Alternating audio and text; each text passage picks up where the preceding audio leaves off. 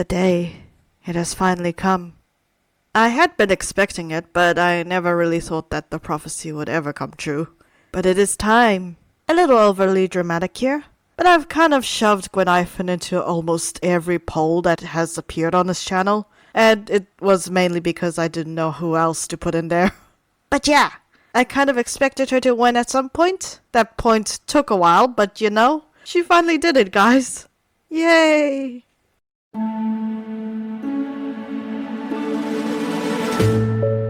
I think Guinaifen is probably one of the 4-star characters that intrigued me a lot when it came to the game. As someone who spends way too much time reading the lore about the characters, I usually bring her up whenever I want to show how interesting Starrel could be if you actually paid attention to what was going on screen. It doesn't usually work, but at least 3 of my friends now know her actual name is Guinevere, so I guess that counts as something, right? It should count as something, right? I'm just gonna go on to the build now before I make myself sadder. Let the show go on. Little Gui, the street performer, the bold and bright-eyed girl that she is. Let me show you what I've got.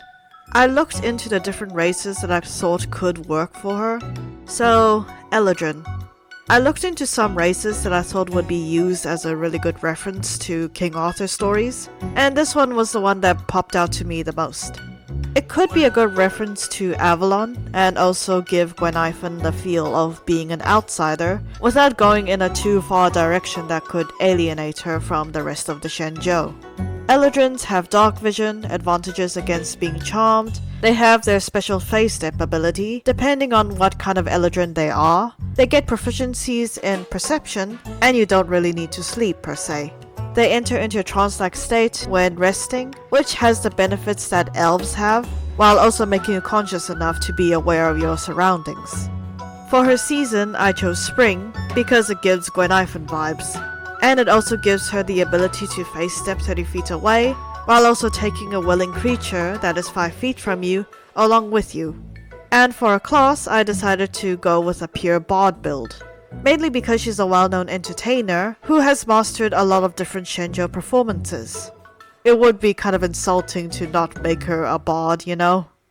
Since she does use weapons in her performances and does use a polearm in her fighting, I decided to go with College of Valor for her. It gives her proficiency in medium armor, martial weapons, shields, which would come in handy for a usually supporting class. At 3rd level, you get the ability to use your bardic inspiration on others and give them boosts to their damage rolls, or their AC if need be. And at 6th level, you get an extra attack, like a true fighter. Yeah! But anyway, for her ability scores, of course, Charisma has to be your highest. Then I'd make it her Dexterity, Wisdom, Constitution, and then Strength or Intelligence, depending on which one you would use more often. For background, I immediately went with Entertainer for her. Mainly because that's literally what she is. She entertains people and puts on shows and streams for those to watch her. And for her feat, because she's skilled in a lot of abilities when it comes to performing, I decided to give her Skill Expert, for the troubles and hard work that she had put into it.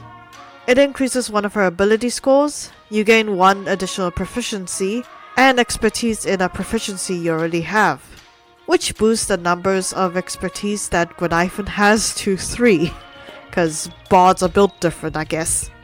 Speaking of which, I gave her Elvish for her languages, cause that's the race that I've used the most when defining the Shenzhou natives in D&D. And for instrument proficiencies, I gave her pan flute, lyre, whistle stick, and drums. But honestly, you can go with whatever you want to, so long as you can carry it around and it doesn't get in the way of D&D games. And for her skills, I gave her persuasion, stealth, and insight, and for expertise, I gave her performance, sleight of hand, and acrobatics.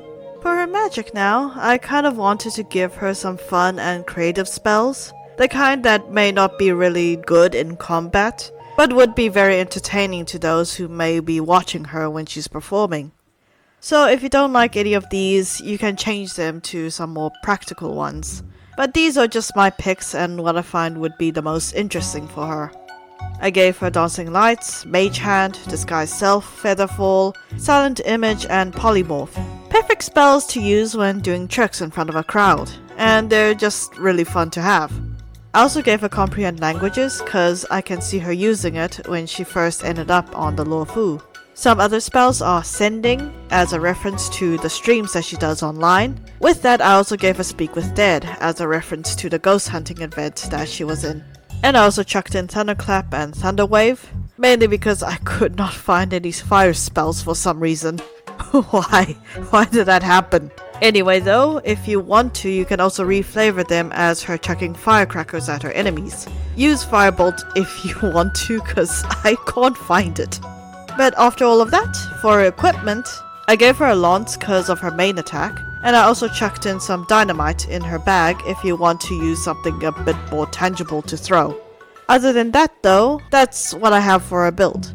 It may not be the perfect build, but I'm pretty happy with it. A lot more than I expected to anyway. Now it's time for a backstory, so let's see how that goes. All Guinevere knew back then was the mansion, and the bustling streets just outside its doors. Her brothers, her sister, the political intrigue that she would hear them speak about to one another, while her younger siblings laughed and played together nearby. The eternal peace they were promised before their paradise was shattered in one day. There was a fire, but it burned in a way that did not seem like how fires should burn. She heard one of her younger sisters screaming as she ran to look for their father.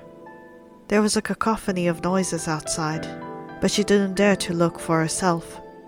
She remembered one of her brothers grabbing her and yanking her to her feet as they ran together through the flames and towards the last bit of safety left to them. A ship. Right, a ship. They were going to look for help, weren't they? They were going to save their kingdom, their home, the only paradise she had ever known. Her oldest brother and sister, they were tied together. They were both teary-eyed. They looked hurt. She reached out towards them, but Guinevere, don't untie them yet. They still want to go back. Her brother's voice was stoic, but she could hear the shakiness behind that mask. The world she once knew, erased in one night. Everything she once held dear to her, it was gone. She wondered about what would happen if she had done things differently, if she was smarter or kinder, or if she had convinced her brother otherwise. Would things have been... Sorry. I was in my head again. Come on, the show is about to start. The young performer grabbed her friend by the hand and dragged her towards the bustling crowd, gathering to watch her. Gui, are you sure you want to do this? This section is... It's not easy to perform. Her friend told her with a nervous look in her eyes. Oh, don't worry. It'll be fun, I promise. Now, I'll play the general coming in to slay the serpent, bringing peace to this nation with his sword and majesty. Then, who will I be playing, Gui? Simple. You're going to be the serpent. The performance continued as the young performer chased her friend through the crowd. Laughter drowned out the sounds around them as the girl looked up towards the sky for a brief moment. It's all right. She'll stay here and shine. For the fortunate are here. She'll be fine.